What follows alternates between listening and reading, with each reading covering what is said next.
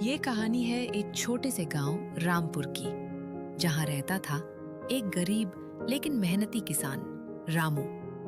उसके पास जमीन तो बहुत कम थी, लेकिन उसके सपने आसमान जितने बड़े थे। हर रोज की तरह रामू सुबह 4 बजे उठ जाता था। इतनी सुबह फिर उठ गए? थोड़ा आराम भी कर लिया करो। आराम तो तब करूंगा सीता, जब खेत सोना उगाने लगेंगे। रामू के चेहरे पर थकान जरूर थी, लेकिन आंखों में उम्मीद भी उतनी ही थी। इस साल बारिश बहुत कम हुई थी और गांव के ज्यादातर किसान हार मान चुके थे। रामू, छोड़ दे ये मेहनत, इस बार कुछ नहीं होगा। जब तक आखिरी सांस है, तब तक कोशिश भी आखिरी नहीं होगी। रामू रोज अपने सूखे खेत को पानी देने के नए तरीके सोचता। कभी कुएं से पानी खींचता, कभी रात भर मेहनत करता। दिन बीतते गए, लेकिन खेत में हरियाली नहीं आई। एक दिन घर में खाने को कुछ नहीं बचा रामू। बच्चों को क्या खिलाऊं? भगवान पर भरोसा रखो, कुछ ना कुछ जरूर होगा। बाबा, आप इतना काम क्यों करते हो? ताकि तू पढ़ लिख कर बड़ा आदमी बन सके। मैं भी किसान बनूंगा, आपके जैसा।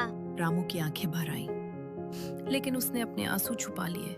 एक रात तेज आंधी आई और जो थोड़ी बहुत फसल बची थी वो भी बर्बाद हो गई। हे भगवान, अब क्या बचा है मेरे पास? उस पल रामू पूरी तरह टूट चुका था। रामू खेत में बैठा मिट्टी को देख रहा था। तभी गांव के एक बूढ़े बाबा आए। क्यों दुखी है बेटा? सब खत्म हो गया बाबा। मिट्टी कभी खत्म नहीं होती, सिर्फ इंसान हार मान लेता है। बाबा की बात रामू के दिल को छू गई। उसने नई तकनीक अपनाने का फैसला किया। पानी बचाने के तरीके, नई फसल, मेहनत प्लस समझदारी। कुछ महीनों बाद खेत में हरियाली लौटने लगी। रामू, देखो, फसल उग रही है। ये हमारी मेहनत का फल है। इस बार रामू की फसल पूरे गांव में सबसे अच्छी हुई। रामू, तू सही था, हार मानना गलती थी।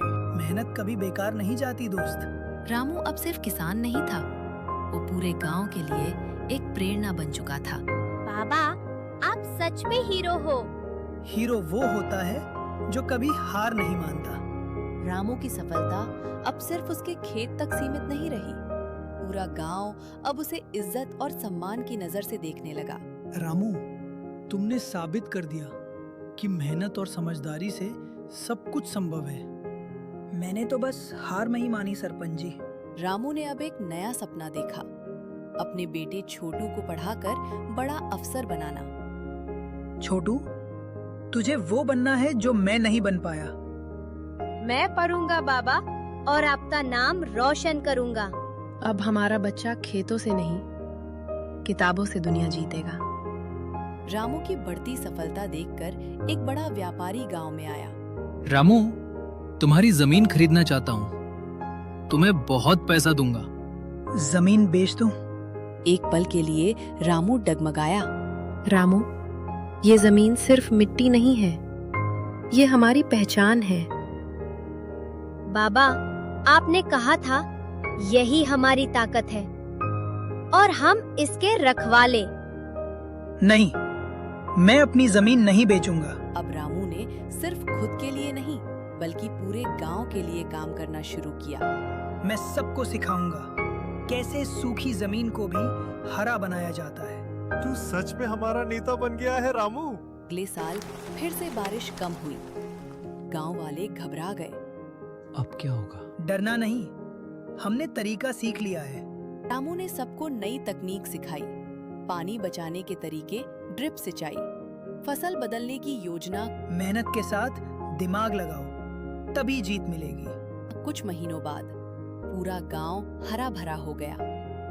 रामू, अब तुम सिर्फ किसान नहीं, हमारे गुरु हो।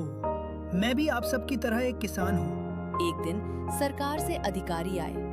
रामू जी, आपको श्रेष्ठ किसान का पुरस्कार दिया जाता है। ये सम्मान मेरा नहीं, पूरे गांव का है। शाम का समय था।